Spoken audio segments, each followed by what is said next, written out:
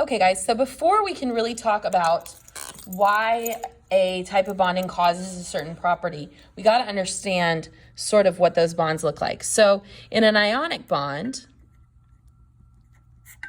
we have metals and nonmetals that form cations and anions. And I talk about this like it's a little bag of magnets. And the reason I say that, folks, is because what you end up having here is this situation of sort of alternating ions, okay?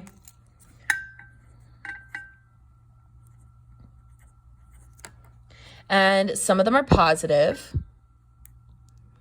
and some of them are negative.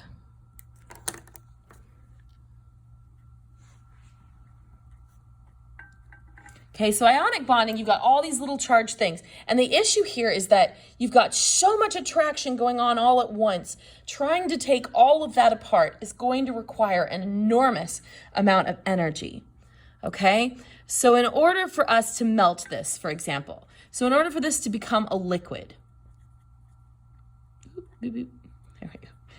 Okay, in order for this to become a liquid, I have to break the attraction here and here and here and here and here and here and here and here and here and here. I have so many little attractions I have to break. Okay, so breaking the attraction takes an enormous amount of energy. Okay, huge amount of energy. Okay, meanwhile, over here with covalent bonds,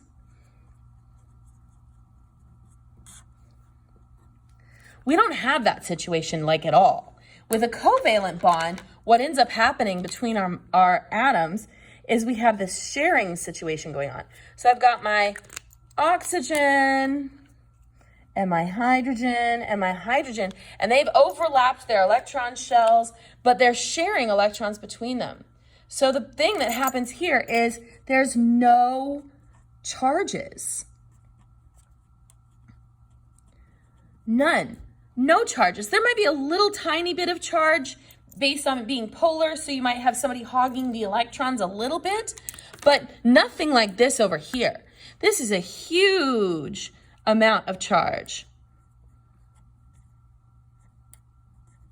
Okay, huge amount of charge over here with ionics. Over here, no charges. So if I've got multiple molecules, okay, there is not very much holding them together.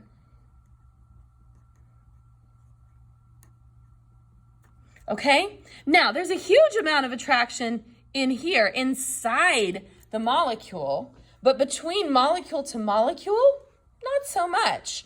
Okay, and so the real issue here is that ionics are in a giant crystal, all stuck together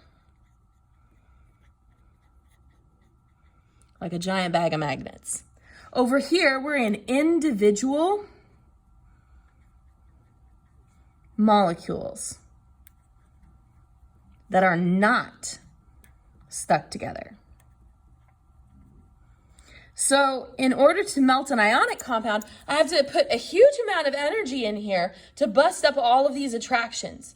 Whereas in a covalent compound, you have these individual molecules. There's not much holding them to each other. There's a little bit, and we're not really going to talk very much in this class about how they are stuck together, but it's really insignificant compared to this. So ionic compounds are always going to be solids at room temperature, always.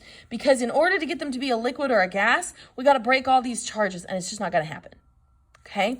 A covalent compound, on the other hand, it can exist in all three states of matter, solid, liquid, gas. And it really depends mostly on how big it is. If it's really big, it's going to take a lot of energy. Well, not even a lot. It's going to take energy to get it to melt. But the smaller covalent compounds are usually gases. N2, nitrogen gas, okay? It's a real small little compound. There's not much holding it to get to other molecules of N2, so that's going to float around as a gas, okay? Now, talking about conductivity, okay? Why do ionics conduct and covalents don't? Well, two things have to be true in order to conduct an electrical current. Number one, you have to have charged particles. Number two, they have to be able to freely move. Now, metals are really good conductors because you have their sea of electrons, which is charged particles, those little electrons in your sea of electrons, and they can freely move all the way through the metal. And so that's why metals are such good conductors. They've got all these free moving electrons that are charged particles, and so that's able to move that electrical current. Now, ionic compounds, you have charged particles, but when they're a solid, they're stuck together, so they don't have free movement. Okay? But if we were to dissolve ionics in water,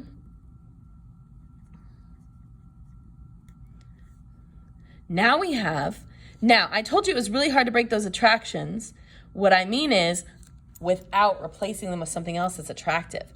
Water is very attractive to these little charges. And so what ends up happening when we dissolve an ionic compound, let's say for like example, sodium chloride, we're gonna end up with little sodium positives and little chlorine negatives all over my solution. So now I have charged particles, and since they're dissolved in water, they can freely move, okay?